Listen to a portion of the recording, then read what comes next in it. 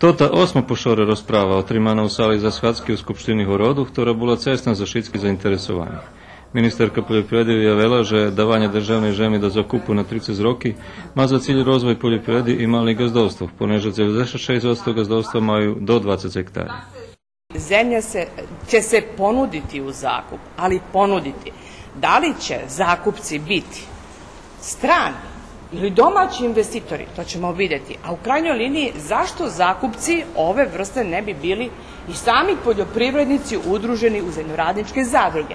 U sali bilo veľa nezadovoljných so s tým predlogom.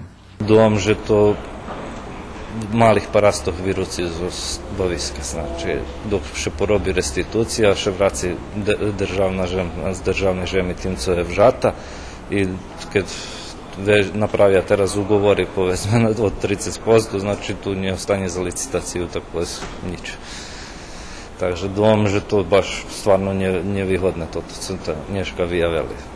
Na ovaj način se uvodi diskreciono pravo ministarstva koje bez jasnih kriterijuma i jasnog načina daje nekome 30% zemlje u svakoj lokalnoj samoupravi na 30 godina i apsolutno se isključuju fizička lica registrovana poljoprivredna gazdinstva koji bi morali da imaju prioritet u zakupu državne zemlje. Rozprava še predlužuje, predlog vymenkov zakona potim má pojsť do skupštiny i tam bude vyhlasaný, jak odluči skupštinska vekšina.